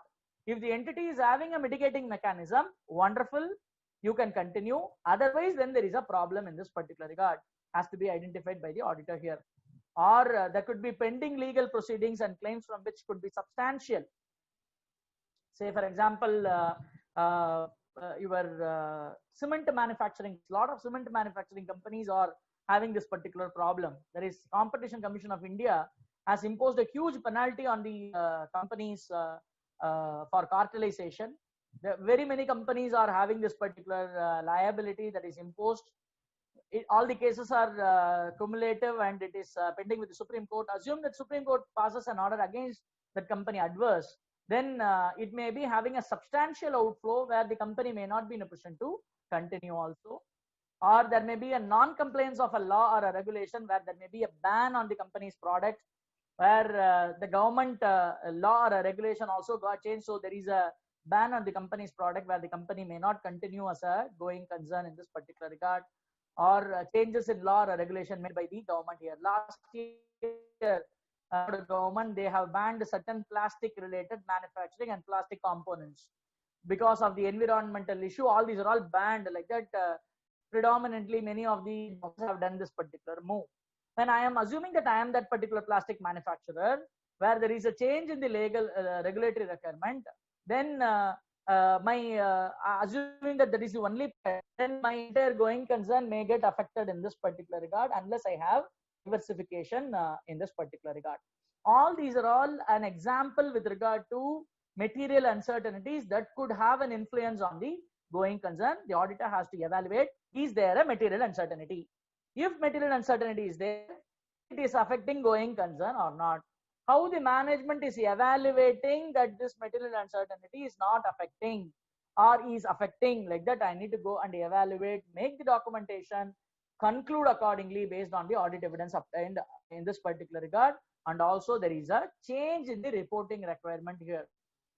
Previously, when there is a problem with regard to going concern, what is expected from auditor is to provide an emphasis of matter paragraph. SA 706 talks about emphasis of matter. So I will be reporting that particular aspect in emphasis of matter and then I will come out. Even Jet Airways, the auditor has provided only emphasis of matter and then came out. but that is no longer the applicability after the revision of SA 700 as well as SA 570. You cannot put your emphasis of matter and come back. You need to include a specific paragraph in this particular regard relating to material uncertainty relating to going concern, like to include a paragraph in my auditor's report by itself. I cannot put that in emphasis of matter paragraph. I need to include a separate section in the auditor's report, material uncertainty relating to going concern. Like that, I need to head that particular paragraph, and then I need to give the disclosure with regard to what are all such material uncertainty, how it is getting affected or how it is not getting affected. Both the aspect has to be communicated to the shareholders here. I will come for key audit matters specifically with regard to going concern. Let us go for this particular reporting change. This is considered to be the most important start for the entire essay. I want your attention once again here. When there are material uncertainties, but adequate disclosures have been made, it does not affect going concern. Going concern, but it is not disclosed. How to go for reporting? Material uncertainty is there. Going concern is getting affected. How to report? All these are all different perspective. I want you to have attention here. When material uncertainty is there, but adequate disclosures have been made by the management also with regard to material uncertainty, and based on the evaluation of the management, going concern is not affected. I am also satisfied that going concern is not affected. No problem. Fine. Everything is fine in this particular regard, but still very importantly, the auditor has to include a separate paragraph in the auditor's report. Include a separate section in the auditor's report under the heading material uncertainty relating to going concern. And then I need to refer what is the matter that is considered as a material uncertainty, how it is not affecting my going concern. Like that, I need to go for explaining it to the shareholders here. This is situation number 1. Situation number 2, there are material uncertainties. It does not affect going concern. Fine. But management has not made disclosures at all. Management says, sir, going concern is not affected. No. So why I need to disclose? I am not disclosing. Like that, when the management is not disclosing this aspect, then that itself is a material misstatement. I need to go for a modified opinion. I can either provide a qualified opinion or adverse opinion based on the pervasiveness and disclose the fact of inadequate disclosures, because not reporting material uncertainty by itself will be a material misstatement here. The third scenario is where going concern by itself is got affected, but the management has prepared the financial statement on the basis of going concern. Then where the going concern is inappropriate, the auditor can provide only one opinion, something called as adverse opinion, stating that the financial statements do not reflect true and fair view. And going concern basis of accounting cannot be done, but the financial statements has been prepared by the management on the basis of going concern. I need to go and provide adverse opinion only, that stating that financial statements does not reflecting true and fair view here. I cannot go for any other opinion. I need to provide only adverse opinion in this particular regard. I need to document whatever the aspect that I have verified, document the procedures performed, auditor's evaluation relating to going concern, or company's say for example future assumption with regard to the company's ability. Say for example, company says, sir, I have this much of order, I am going to complete this particular order, I am going to be a going concern entity only, or I have future projected cash flows, this will be the revenue generation that will be made, I am going to be a going concern only, or this raw material is not available, but I am going for an alternative mechanism, I am going for a multiple feedstock, so that I am going to be a going concern only. Like that, whatever the convictions that is provided or an assumptions that is taken up by the management, all to be documented here. Whatever the communication made by the auditor to be done, and then a management's representation that they have evaluated properly and going concern is valid. Like that, I need to go and get a management's representation in this particular regard. Sir, can it be disclosed as a key audit matter? That is another usual doubt in this particular regard, where disclosing the matter relating to going concern as a key audit matter is not permitted. It can be permitted only if all the conditions are satisfied. What is the condition? Identify events and conditions that may cause significant doubt on the entity's ability to continue as a going concern, and If the auditor concludes that there are no material uncertainty and the fact has been disclosed properly, then it can be given as a key audit matter. Otherwise, it is always suggested for the auditor to go in for including a separate reporting under the audit report to have a impact on a separate reporting on the going concern here as a separate paragraph, material uncertainty relating to going concern. Like that, the auditor has to report, then only he may come out of that angle in this particular economic situation, especially of COVID environment. AASB, Auditing and Assurance Standards Board, has brought out very good publications in this particular regard. There are small 5-10 pages material they have brought in with regard to going concern aspect, key considerations, physical inventory, how it has to be done, auditors reporting with regard to key audit aspects, with regard to COVID audit reporting, subsequent events, SA 560, how it is to be considered, like that. Whenever you find time, please download these aspects from the institute website, and then you can go through the same. And then there are a lot of implementation guide to standards on auditing, especially of SA 700, SA 500, SA 230 and all has been made by the institute. Please, you may be in a position to go through that, and then it will be very much helpful for enriching our professional knowledge in this particular regard. With this, I conclude my discussion. Exactly 10 minutes more for us to have deliberations in this particular regard, wherever you have a practical query or issue. I take this wonderful opportunity to once again thank Jayaprakash sir, the chairman, and also the vice chairman and all the office bearers, including the members, for your patience hearing and your motivation in this particular regard. Usually standards on auditing are subject where people will be somewhere around 20, 30, 25 and all. So we don't bother also, because that is the range in which people will be there and participate. Okay, it's inherent problem in auditing, especially of a theory, is what that I always feel. But your participation is really encouraging and motivating. In spite of all your professional commitments, for the purpose of learning and for the purpose of enriching the knowledge and to motivate the speaker, you are all here. I totally acknowledge and reciprocate your good will and good action. I once again thank the organizers for providing me this good opportunity in this regard. Thank you, sir. Thank you, Reggie, sir. Thank you, Chairman, for providing me this opportunity. So thank you very much, sir, for your excellent and seamless flow of presentation, especially on the auditing, that too the audit documentation, where we are very poor on that area. And Yes, the evaluation of inventory and going concern aspects. And I am sure that you have rightly pointed out that we will work day and night, but at the end of the day, nothing will be there in our hands to prove our sleepless efforts on the audit that we have conducted. Absolutely, I think that all of us will carry your advice and your practical procedures that you have already mentioned regarding the documentation, valuation, etc., etc. And definitely, it will be a value addition of this seminar on auditing standards. And people will carry these your advice to home at the end of the day.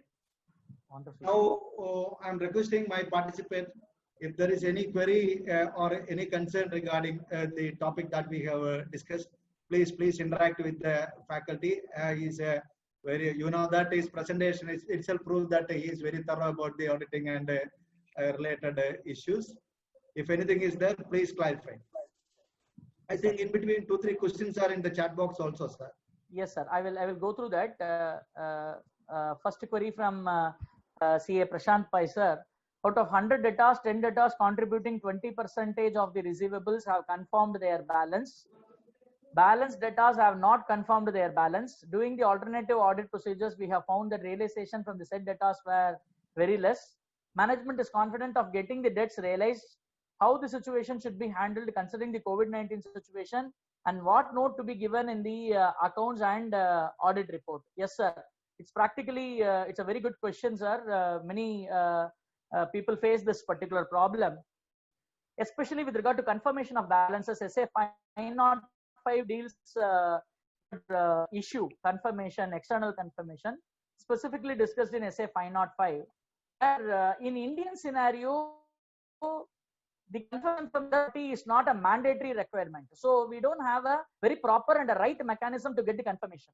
In this regard, I would like to have a development here where MCA is preparing a bank of such confirmations. In foreign countries, you have something like confirmation.org like that. It is like your CIBIL scoring where you can pay some money and then get the confirmation that is there in the books of accounts of the other party, debtors. But that sort of facility is not available in Indian scenario. MCA is actually developing with regard to a company setup. Everybody has to upload their data, and then that will be a central repository will be there maintained by the MCA, which is a government nominated, and then auditors can directly access. Instead of sending the confirmation letters to different parties, we can directly make the confirmation request to the MCA, and then MCA will be in a position to provide, which will be more authentic and reliable, and mandatory data will be there. That is, they are in the process of developing, and as of now, they are just developing that particular aspect. Coming back to your query, where 20% of the receivables have confirmed and the balance is not yet confirmed, again, it is based on the materiality of that particular component. Debtors, maybe individually that particular item and the other party may not be material, but considering the financial statement as a whole, whether it is material or not, we need to arrive at, assuming that we are finding it that it is a material value, and we don't have sufficient and appropriate audit evidence in this particular regard, then we need to go for SA 450 application. Misstatements that are there in the financial statements, we need to go and apply, whether it is trivial or whether it is material. If it is material, where I am going for alternative audit procedure, and in spite of that, I am not having sufficient and appropriate audit evidence, in that particular regard, I can go and provide only qualified opinion, sir. So be very clear, sir. If it is considering the financial statement, if it is material, I am having only 20% to the extent of confirmation in this regard. Balance 80% is uncertain, and the management also not providing me any cushion in this regard, may be treated as I am not having sufficient appropriate audit evidence. First scenario of SA 705 will come and operate. I may forced to provide a qualified opinion. On the other hand, management is confident. So internal controls are proper, where I feel that even though they don't confirm, but still I have a convincing evidence based on my audit procedures performed. I need not qualify this aspect. I can continue, but I can include a note where I may ask the management to go in for including as a notes on accounts that the numbers are subject to confirmation, like that. It can be given as a notes, considering if it is not material, considering the financial statement as a whole. If it is going to be something material, considering the financial statement as a whole, qualification is only the criteria. Just putting a note in the financial statements, and then auditor drawing an attention by other matter paragraph or emphasis of matter paragraph may not come to the rescue of the auditor. Judgment has to be applied in this particular regard, sir. COVID situation is a problem even for banks. A question on it. That's why RBI is also extending the timelines here. So it is always a subjective area. I need to have a representation from the management. SA 580 has to be obtained with regard to on what basis they are confident, how they are in a position to realize what is the mechanism performed by the management. With regard to another query by CA Vinith, to what extent the reduction in sales may affect the going concern assumption, especially on account of COVID-19 pandemic situation. Beautiful, sir. This is exactly will be applicable in every company here, because 5 months, 6 months, no sales at all, nothing, nil. So when you compare previous year comparison and all, it is absolutely nil here, or very, very minimal in a very minuscule portion. Need not be automatically treated as a going concern affection. It may be treated as an emphasis of matter to be emphasized for. If at all the company is confident to go in for it, and once the lockdown restrictions are revived back, where evidence that the company may be in a position to fulfill their order and continue its operation in a regular phase, need not be treated as a going concern is affected like that. We can go in for an emphasis of matter, stating that there is a subsequent reduction here. Again, this particular sales reduction, as on 31st March when we report, we need not go for any impact, because this is not going to have an adjustment in financial statement.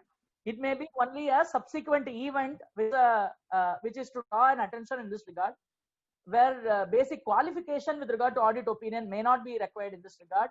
I may go for calculated risk of whether going concern is really affected or not. That will be done by the auditor based on the judgment he needs to go for, and then he needs to assume that the reduction in sales is out and the company is out of the market at all.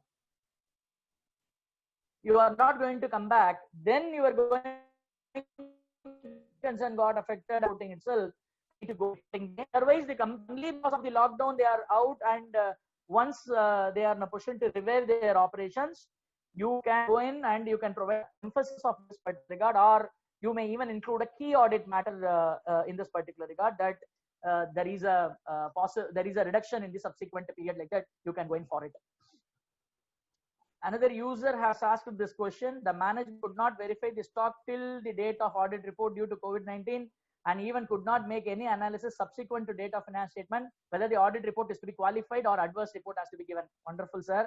Where you yourself is rightly saying that where the management has not done the stock verification is a problem. Where again, as I told you to the first question, you need to apply SA 450, whether the stock value is considering the financial statement, is it considering the financial statement as a whole, is it material or not? Say for example, the company's turnover is 20 lakhs and the stock is there for 10,000 rupees. Even though stock verification has not been performed, ignore it, no problem. Materiality concern is always a matter. 20 lakhs and 10 lakhs is the stock, and the management has not gone for it. Then mandatorily the auditor needs to go for a modified opinion only.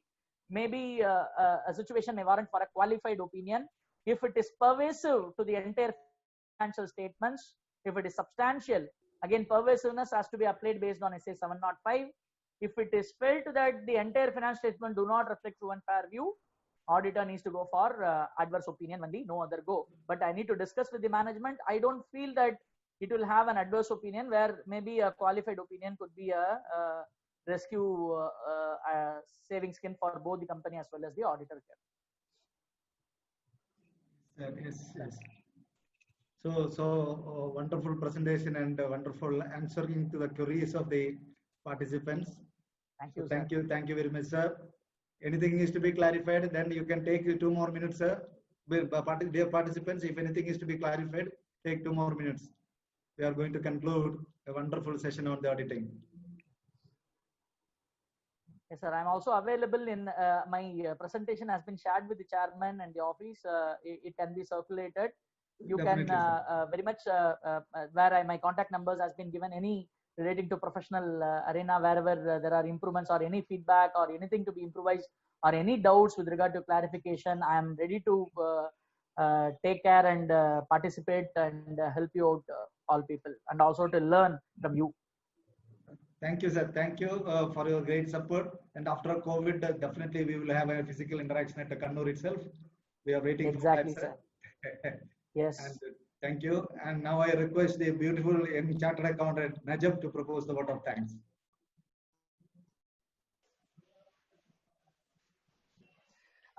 Good evening, all. Even though we have to postpone this seminar, but I'm so delighted to attend this seminar with a topic which is having so much relevant to us, to our audit field, and it was very well delivered by our eminent faculty. First of all, I would like to thank our beloved chairman for giving me an opportunity to deliver this vote of thanks. Respected distinguished speaker CA R.S. Balaji sir, our chairman CA Jayaprakash sir, and all seniors and fellow members, and my dear friends. I am on behalf of this Kannur branch of SIRC of ICAI, express my sincere gratitude to our sir R.S. Balaji sir, who handled this session very well on audit documentation, inventory verification, and going concern. That was really magnificent, sir, and the lecture was very crisp and clear. He has discussed so much of lot of practical issues and with lots of example which we usually interfere during the course of our audit, and which gives lots of insight to us, really, sir. And when we request to be the session chairman, he happily invited our invitation. Thank you, sir, for such a wonderful presentation. And also, I would like to extend my vote of thanks to all my members and friends who are present in the today's virtual seminar, who actively participated in the virtual seminar. Okay, thank you once again. Have a wonderful day, sir.